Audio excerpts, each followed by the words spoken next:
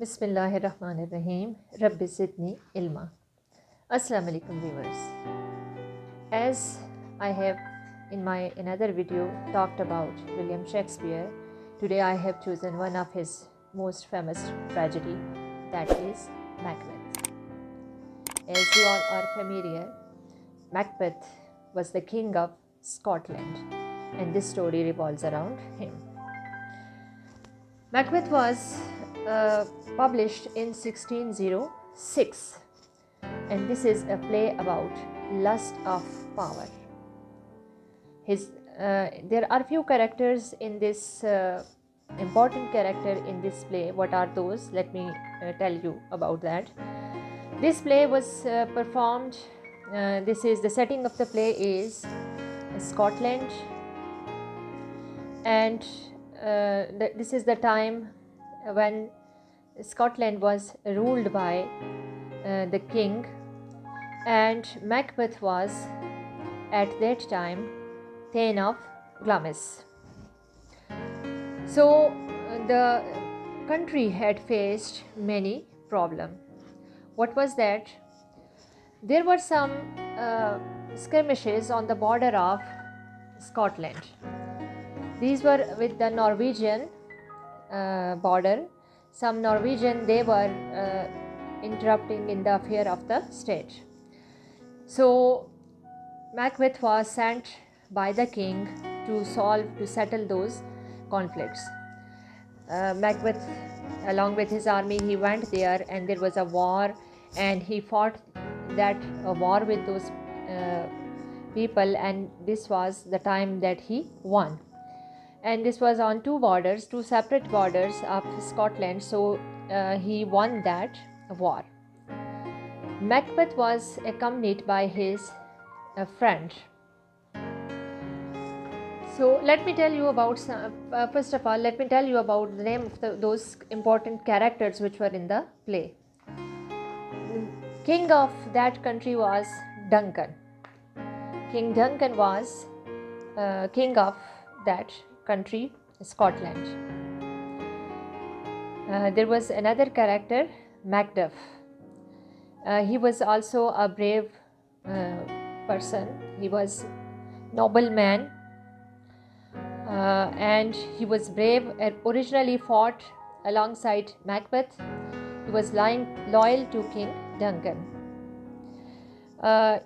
As Macduff was not only noble, but he was also a hero and a soldier, a very brave soldier. So in the beginning he was with Macbeth, but in the end of the play he was the person who kills Macbeth. Then his family was, in fact his family was, whole of his family was killed by Macbeth.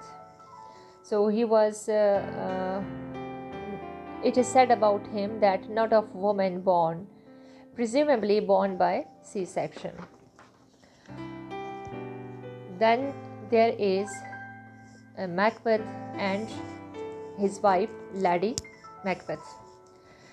Macbeth was, in the beginning, he was Thane of Glamis, then he became Thane of Cawdor, King of Scotland. He was a tragic hero. He was very ambitious, paranoid, and really superstitious. He was greedy, but he loves his wife most. He was evil and traitor, but he became the King of Scotland. Then his wife, Lady Macbeth, was there. She was eventually she loves her husband. She was ambitious, protective, paranoid, and in the play she commits suicide. Not only these, there are other characters like Banquo and his son Fleance, the three witches, Malcolm and Donalbain. These were the King Duncan's son.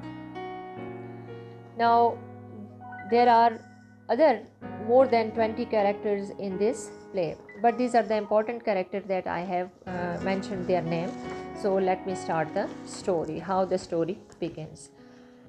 So characters बताने के बाद मैं story का आपको plot बता दूं कि beginning जैसे मैंने बताया कि मैकबेथ और बैंक्यो दोनों वॉर पे गए हुए होते हैं और वहाँ से वो वापस आ रहे होते हैं। तो जब वो फतेयाब होकर वो जंग को जीत कर जब वापस आ रहे होते तो रास्ते में उन्हें विचेस मिलती हैं।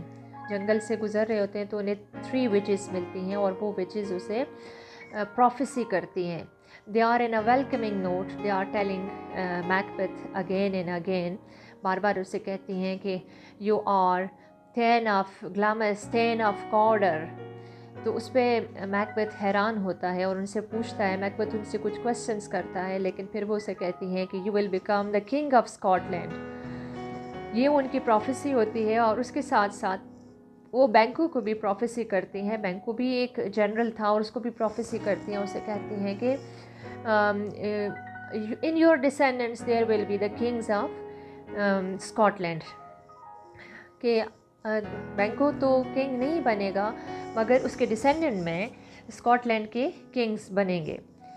अब मैकबेथ और बैंको ये प्रोफेसी सुनते हैं तो वो थोड़ा सा उस पर इम्प्रेस होते हैं और वो उस पर सोचते हैं, बात कर रहे होते हैं। तो आगे रास्ते में उनकी मुलाकात 2 नोबल मैन से होती है और वो आते हैं और उन्हें इन्फॉर्म करते हैं मैकबेथ को कि उन्हें पहले तो एक उन्हें कंग्रेचुलेट करता है और उन्हें साथ कहता है, मैकबेथ का शुक्रिया अदा करता है कि मैकबेथ ने ये जंग लड़कर स्कॉटलैंड को सेव कर दिया है। और उसके साथ साथ वो उसे कहते हैं कि दूसरा जो शख्स होता है वो मैकबेथ से कहता है कि you are he congratulates him that he became the thane of that is Cawdor. तो मैकबेथ कहता है कि I know that I am thane of Glamis and I know that thane of Cawdor is alive and he still working there. लेकिन वो उसे कहता है कि हाँ वो है, लेकिन ये है कि ही became the traitor, he along with Norwegian people he had traited against the country and the king is going to execute him the next day। और किंग ने ये ऑर्डर कर दिया है कि मैकबेथ जो है उसकी जगह थेन ऑफ कॉर्डर है। तो जैसे ही वो मैकबेथ ये न्यूज़ सुनता है उसके बाद एकदम से उसे ख्याल आता है कि अभी तो मुझे ये प्रोफेसी, विचेस ने ये प्रोफेसी दी थी कि मैं जो हूँ थेन ऑफ कॉर्डर बनूँगा। तो उसके बाद अब वो सोचता है कि किंग तो अलाइव है और मैं किंग कैसे बनूँगा, क्योंकि 3 जून की प्रोफेसी होती है कि वो स्कॉटलैंड का किंग बनेगा। फिर उसके साथ साथ उसे ख्याल आता है कि बैंको के बारे में भी तो उसने प्रोफेसी उन्होंने दी थी और उन्होंने कहा था कि बैंको जो है वो भी वो नहीं, लेकिन उसके जो डिसेंडेंट्स होंगे, उसके आगे जो औलाद होगी वो स्कॉटलैंड के किंग बनेंगे। अभी इसी बातों में वो सोच रहे होते हैं तो मैकबेथ फिर क्या करता है कि अपनी वाइफ को लेटर लिखता है, लेडी मैकबेथ को लेटर लिखता है और उसको ये इन्फॉर्म करता है कि इस तरह से उसे रास्ते में विचेस मिली हैं और वो उनके प्रोक्लेमेशन के बारे में बताता है कि विचेस ने किस तरह से प्रोक्लेम किया that he would become the thane of Cawdor and he has become the thane of Cawdor. तो लेडी मैकबेथ उसे फिर कहती है कि लेडी मैकबेथ को जब ये न्यूज़ पता चलती है तो she becomes happy. Lady Macbeth के बारे में थोड़ा सा बता दूं कि उसके नाम का जिक्र तो सच what is her original name that is not mentioned in the play, but it is said that she is the granddaughter of the king of Scotland। कि उसका जो ग्रैंडफादर था वो स्कॉटलैंड का किंग हुआ करता था। लेकिन प्रेजेंट जो किंग है जो अभी का जो किंग है उसके फादर ने, किंग डंकन के फादर ने लेडी मैकबेथ के ग्रैंडफादर का मर्डर किया था। तो अब लेडी मैकबेथ के दिल में ये ख्याल भी आता है और प्रोफेसीज भी ट्रू हो रही होती हैं, तो कुछ उसके दिल में भी as she some hatred for the king वो है, मौजूद है।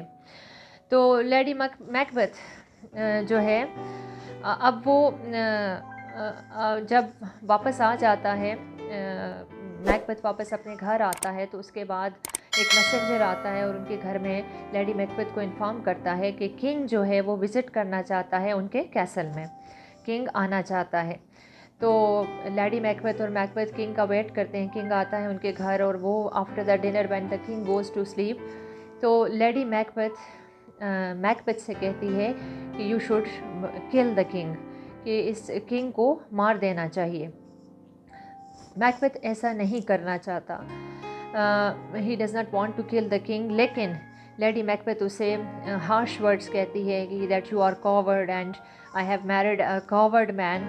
तो वो इस तरह से ऐसे वर्ड्स बोलती है जिसकी वजह से वो इंस्टिगेट होता है इस बात की तरफ और वो परसुएड होता है, लेकिन वो खुद इसकी एफर्ट नहीं करता। Lady Macbeth goes her self, वो जो उसके किंग के गार्ड्स होते हैं उनको वो ड्रिंक देती है और वो सो जाते हैं, और उसके बाद फिर वो डैगर लेकर किंग के बेडरूम में जाती है। लेकिन जब वो वहाँ पर जाती है तो उसको अपने फादर का फेस नज़र आता है और वो उसको मार नहीं सकती और वो वापस आ जाती है। उसके बाद वो जब वापस आती है तो वो जाते हुए वो डैगर जो है वो गार्ड्स के पास छोड़ के चली जाती है। तो आफ्टर सम टाइम मैकबेथ जब वहाँ आता है वो उस डैगर को देखता है, तो वो डैगर लेके किंग के रूम में जाता है और वो किंग का मर्डर कर देता है। और वहाँ से वो उसी तरह से उस डैगर को हाथ में लिए लेडी मैकबेथ के पास आता है, तो वो उसे देखकर हैरान हो जाती है। तो वो उसे बताता है कि मैंने इस तरह से किंग को मार दिया है। फिर लेडी मैकबेथ उसके हाथ से वो डैगर लेके वापस जाती है और वो उन्हीं गार्ड्स के पास रख कर आ जाती है, ये शो करने के लिए कि ये उन गार्ड्स की वजह से हुआ है। The next day early in the morning Macduff आता है। मैकबेथ और मैकडफ को कंफ्यूज नहीं करना, मैकडफ आता है जो कि एक और जनरल है। अब वो किंग से मिलने आता है। जब मैकडफ उनके घर आता है तो मैकबेथ मैकडफ के साथ अब वो कैसल में वो किंग के बेडरूम में जाता है, लेकिन जब वहाँ वो जाता है तो किंग को मरा हुआ देखता है तो वो हैरान रह जाता है, और मैकबेथ जो है वो उससे ज़्यादा उस पर हैरानगी का इजहार करता है कि जैसे उसे इल्म ही नहीं है। फिर इसमें वो जो गार्ड्स होते हैं उनका भी मर्डर हो जाता है, उनको भी मार दिया जाता है ताकि वो ये अपनी इनोसेंस को वो प्रूव ना कर सके। अब उसके बाद ये होता है कि जो मैकबेथ है ही becomes the king of England. Macbeth को इंग्लैंड का किंग बना दिया जाता है और उसके साथ साथ अब वो दोनों मैकबेथ और लेडी मैकबेथ अब उसकी खुशियाँ मनाते, लेकिन उसके साथ ही मैकबेथ को अपने वो जो उसका फ्रेंड था बैंक, उसका ख्याल आता है कि अब दूसरी प्रोफेसी ट्रू हो गई है। तो उसके बाद नेक्स्ट प्रोफेसी तो ये थी कि बैंको को उन्होंने प्रोफेसी दी थी कि उसकी जो डिसेंडेंट्स हैं उनमें किंग्स बनेंगे। तो मैकबेथ को बैंको से थोड़ा खौफ महसूस होता है और वो उसका भी थ्रू असैसिन्स, उसके पीछे असैसिन्स भिजवाकर उसका मर्डर कर देता है। अब जो दूसरी तरफ किंग डंकन है, उसके 2 बेटे होते हैं। वो दोनों बेटे जैसे ही उनको फादर की डेथ का पता चलता है वो दोनों बेटे वहाँ से मुल्क से भागकर फ़रार हो जाते हैं, क्योंकि उन्हें भी प्रोफेसी का पता चल जाता है। मैल्कम और डोनाल्ड बेन वो दोनों वहाँ से मुल्क छोड़कर चले जाते हैं। अब जब ये सारे इवेंट के बाद मैकबेथ अपनी वाइफ के साथ अपनी उसको एंजॉय कर रहा होता है, अपनी किंगशिप को, और सब अपने कोर्ट में वो मौजूद होता है। उस दौरान में when he was enjoying in the court he saw the ghost of बैंकू। उसे बैंकू का गोस्ट नज़र आता है और वो सिर्फ मैकबेथ को नज़र आता है और किसी को नज़र नहीं आता उस पूरे कोर्ट में। तो मैकबेथ फिर फीस्ट का ऐलान करता है और एज अ टोस्ट वो ऐलान करता है कि this toast, this rejoice is in the name of my dear friend Banquo and we miss him, कि हम बैंको को बड़ा मिस करते हैं और उसकी खुशी में आज हम ये खुशी उसके नाम करते हैं, और उसका वो ऐलान करता है। लेकिन बैंको का जो गोस्ट होता है वो रूम से बाहर जाता है और थोड़ी देर के बाद वो फिर वापस आता है। जब वो दोबारा उसको मैकबेथ को नज़र आता है तो वो उसमें बहुत ज़्यादा वो परेशान हो जाता है, ही बिकम्स एंग्री। तो और वो ऐसे बिहेव करता है क्योंकि और किसी को वो नज़र नहीं आ रहा, तो वो बिल्कुल इनसेन लग रहा होता है कि जैसे पागलों वाली हरकतें करता है। लेडी मैकबेथ उसे रूम में ले जाती है और इस तरह से उसको लेकिन उसको जो बैंको का गोस्ट है वो सिर्फ मैकबेथ को नज़र आता है। नेक्स्ट डे जब मैकबेथ जाता है तो उसको वो फिर नेक्स्ट डे वो क्या करता है, उसको अब मैकडफ का भी खौफ होता है कि वो मैकडफ को नहीं, नेक्स्ट डे वो जाता है तो उसे फिर दोबारा से विचेस मिलती हैं केव में। अब वो दोबारा उनसे पूछता है, अगली प्रोफेसी पूछता है, तो विचेस अपनी जो मास्टर है उसको बुलाती है और वो आके उसे इन्फॉर्म करती है that you should be careful of Macduff, कि मैकडफ से तुम्हें मोहतात रहना चाहिए। अब मैकबेथ क्या करता है, असैसिन्स को मैकडफ के पीछे भेजता है। जब मैकडफ के पीछे असैसिन्स उसके कैसल तक जाते हैं तो मैकडफ तो वहाँ नहीं होता, लेकिन उसके कैसल में जितने भी लोग होते हैं, उसके जितने फैमिली मेम्बर्स होते हैं, उन सबको वो मार देते हैं। मैकडफ वहाँ से भाग के इंग्लैंड चला जाता है और इंग्लैंड के किंग से वो अपनी सारी स्टोरी बयान करता है कि मेरी सारी फैमिली को मैकबेथ ने मर्डर कर दिया है। और किंग ऑफ इंग्लैंड जो है वो अपनी आर्मी लेकर वो अपनी आर्मी उसके अटैक के लिए, स्कॉटलैंड पर अटैक के लिए अपनी आर्मी भेजते हैं।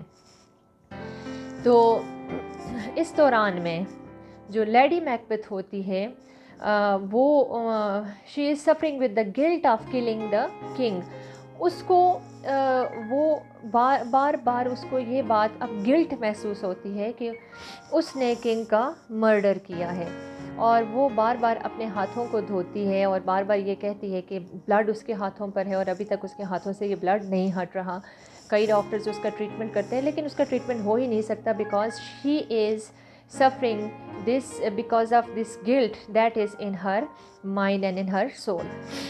तो इसी सिचुएशन में she is so much distressed and after some time she dies, वो मर जाती है। जब उसके बाद वो मर जाती है तो मैकबेथ जब उसके मरने की न्यूज़ सुनता है उस टाइम पे वो कहता है कि life is like a candle which can be blown out by the faint breath of air, life is a tale told by an idiot full of sound and fury signifying nothing।